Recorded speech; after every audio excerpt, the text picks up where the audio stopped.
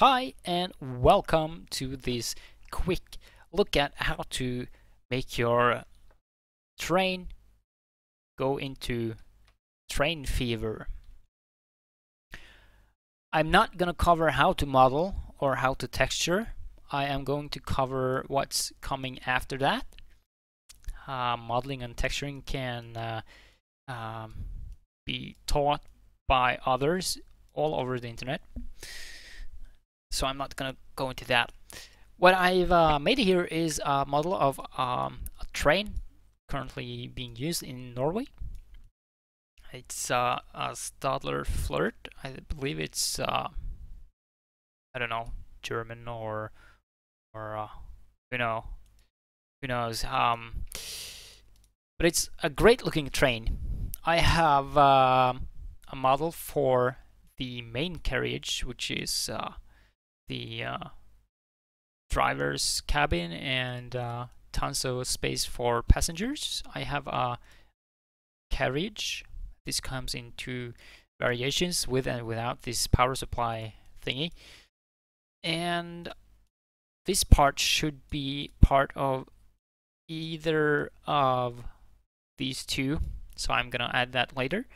And then I have two bogies, one for the front and one for one for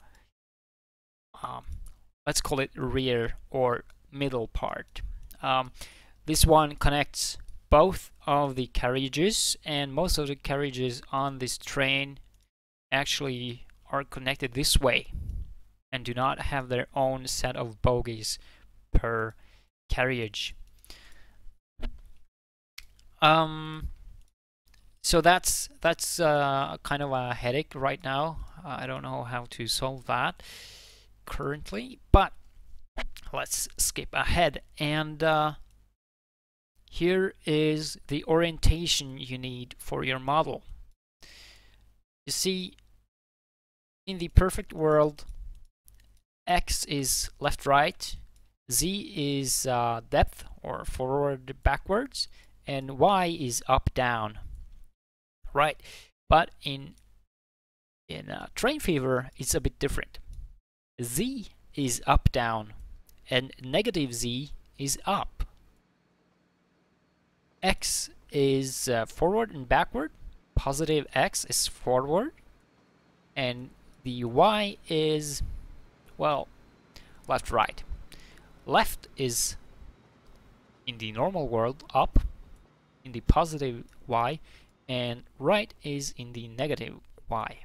So make sure you rotate your object so it's oriented in this particular way.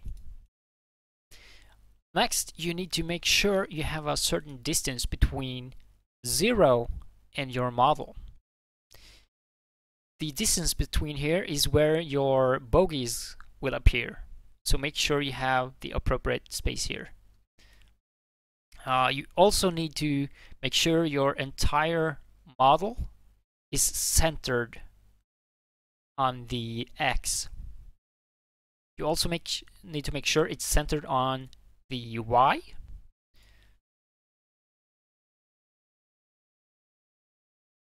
Okay, and I think that's about it for this part. When you have your model done, you can make it into the file format the game uses. So there's a smart guy who made a converter tool. I downloaded mine from the trainfever.com forums. I think he's a Russian guy. Really nice guy who made this tool available for all of us. So this is the tool, the object you see in the background here. And to convert it, I simply drag it over my model converter exe file. It automatically notices my file format, and it turns it into the mesh and mesh blob files. Now these files can only be opened by Train Fever and the model viewer, which is Guy also made. And here you can see the orientation of the object is correct as the game will see it. So it's a handy tool to see whether your model is ready for in-game use. So make sure the front is pointing towards you and all the rest is the way you want it to be. Alright. You can also load both an object and a texture. So let's convert this bogey here into the mesh files. So what I do is I click a mesh file and I click the TJ file. So I have both of them selected. And I make sure I click and drag the mesh file over to my model viewer. And then it will be previewed with the textures. If I drag only the mesh file, you can see only polygons, untextured polygons appear. So it's also a great way to check that your model is working perfectly fine as you'd like to have it in game. It can also see whether your mesh is smooth or not. We can test that now. Let's say smooth, and I'll make this not smooth for now. I think that's the wrong one, sorry. Now this model is no longer smooth. You see here it's not smooth. Now it's smooth. So let's save this again and create a new, where is it? There. And create a new model or mesh. And let's see. Load this up. The model viewer. Hey, would you look at that? It's actually smooth. I didn't expect that. That was I don't know why that happened. It didn't work earlier. Anyway, doesn't matter. So this mesh file needs to have some information in order to load the texture in game. What it needs is, let's open this file actually. Notice that the materials line is empty here. But in this file, which is in game right now, I have pointed it to the correct file. This file, the MTL file, which is a material file, will need to be created from scratch, or you can do as me and copy it from one of the other trains in the game. I personally went for the TGV file or train because they are both multiple unit trains. Now, this is all good. You don't have to do anything else except point it to the correct file in this file structure. I'll come back later to where you can locate all these files. Now, the MTL or material file tells the game how to render your train or locomotive or carriage or whatever. You need to point it to where you have your texture saved, especially the file name. This will be your color and reflection map. The color map is pretty straightforward, but reflection needs to be saved in the alpha channel of this image file. So let's see that. Here you have the color map, and in the alpha channel we have the reflection map. Anything that's black will be reflective, anything that's white will not be reflective. Anything in between white and black will be partly reflective. Notice that I also have made my texture upside down. This is the way I used to work on it, and in order for the game to see it properly and align with the UV map, I had to flip it upside down. Okay, back to the material file. This is a normal map file. Point it to a different file, texture file that includes your normal map. I know there is both color and an alpha channel in this in the texture files that comes with the game. I don't know what the alpha channel actually does, but I also included it in my game or my full model. So here is the normal map. It's just a quick normal map just to have something in the game. I'm not gonna go through how to make a normal map, that'll come later, but you'll have to make sure you have a normal map. And then in the alpha I made a black and white washed out version of my color map. Not sure what it does, I'll figure it out later. Back to the material file. Yeah, that's about it for this one. I haven't made any adjustments or anything. I just replaced these two lines to point it to the correct texture file. That's the fun part.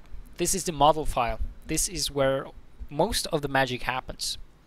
This file tells the game which file is the train or the carriage. In this example, we have the carriage model, which loads the carriage mesh. It also loads my bogies. This is for the front bogie and this is for the rear bogie. I haven't adjusted much here, but I'll show you all these fun stuff in a bit. You can adjust which year it appears, whether it's infinite or whether it will disappear again from the buy menu at a certain year. You control the price, you control how long one carriage or train will last before it needs to be replaced. You control the running costs. Yeah, and this is actually... I don't know what this is. It says axles, so I guess it's something tied to wheels and bogies. I'll dive into that later. And you also fix the capacity, how many passengers this carriage can take. And you also have a flag here, whether this wagon is for multiple units only. I made sure it's only available as a multiple unit carriage, just like the TGV and other multiple unit trains. And lastly, since this is a multiple unit train, I need to make a Lua script to say which models is part of the multiple unit train. So I've placed the front first and it's pointing forward.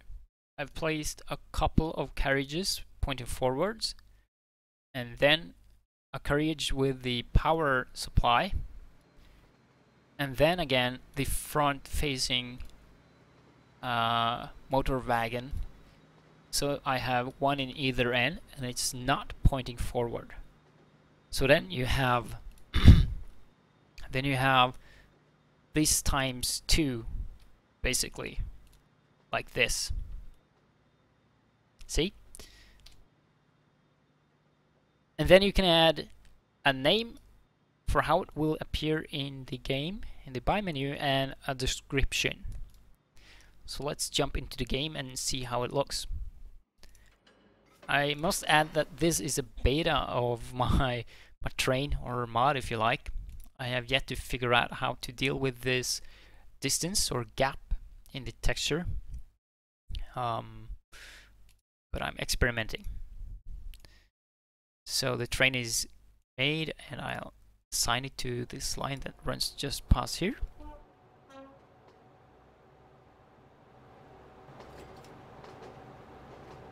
And as you can see, I have a insanely reflective bogey, but at least it's my own bogey this time compared to what I've had earlier before I recorded this video. And as you notice in my carriage file here, I'm loading 2 bogies for each carriage. So you can see there's some overlapping. I'm trying to figure out how to deal with that. The same goes for the main carriage, where I have a bogie both ends, as well as for the passenger wagons. It's not a big deal right now. You can't see it from a distance, but if you go really close, you can see there's double set of wheels and all, which isn't nice. But it behaves the way I like, and it looks really well. If I may add, let's add a couple more of these.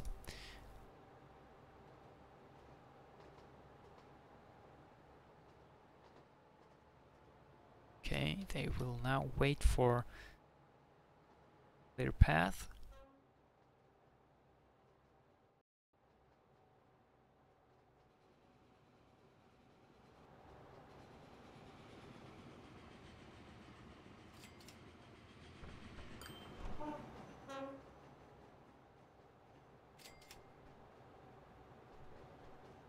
As you can see, it looks rather nice when they pass each other and drive through the terrain.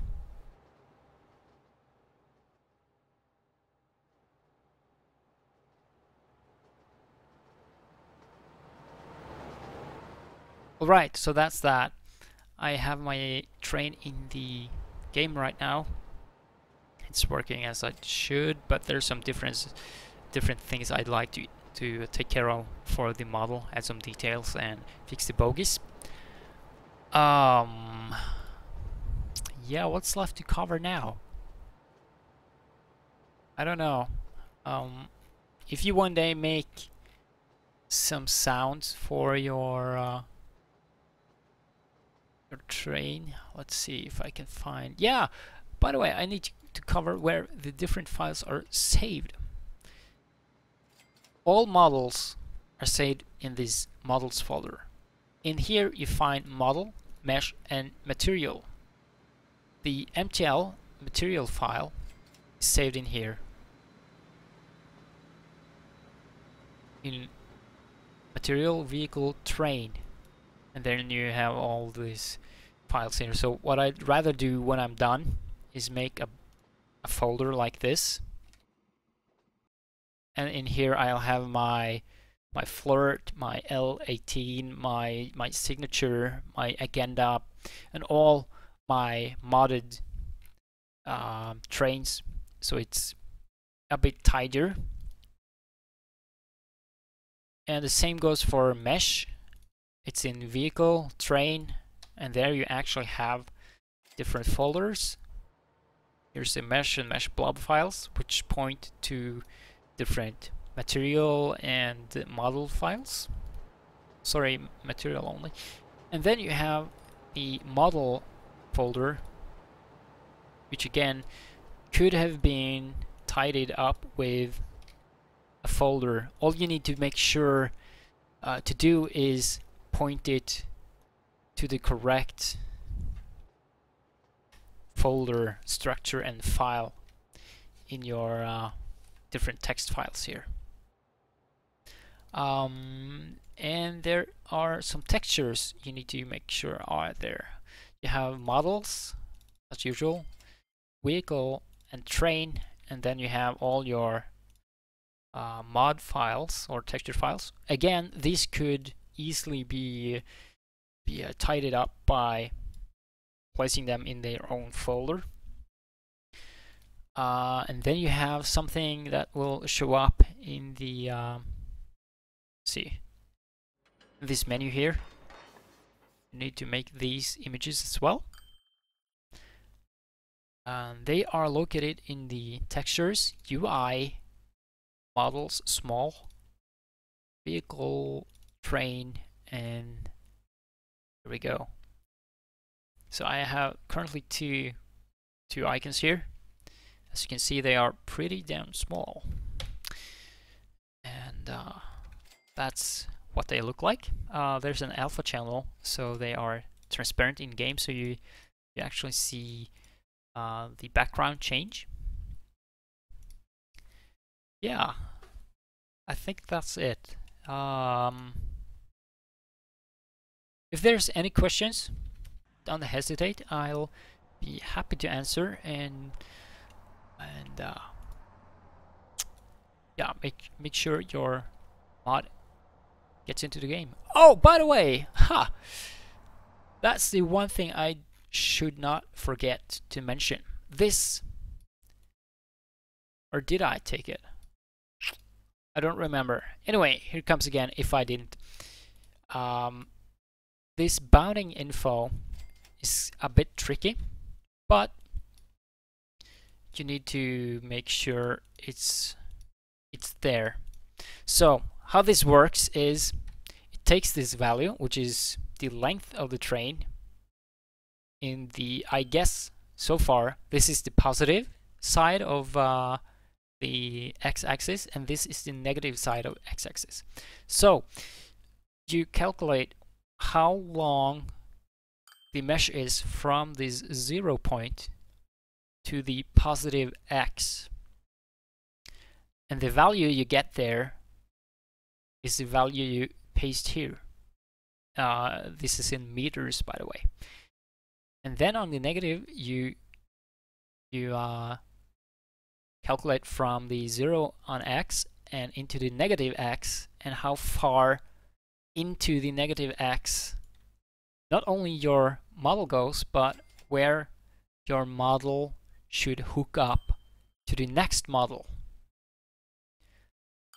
So if I wanted two carriages to hook up right here and look like a big tube, I'd say this distance from here to here is what should stand here. But that's wrong. That will not look good. So I get the distance from x, 0 to negative x until the place where they would hook up. Okay, got it? Great. Yeah, I think that's yeah, one more thing. These axles here, they need to be placed as well. And see, I don't know how it is with regular locomotives, but for the multiple units, at least, there are some groups. Let's check them out. Res models group, and again into vehicle and train, and find your bogie. So this is the bogie. As usual with a model file, it's looking for the mesh, which is this one, and it's looking for wheels. So that's okay. You just need to make sure your bogie mesh is found in the group.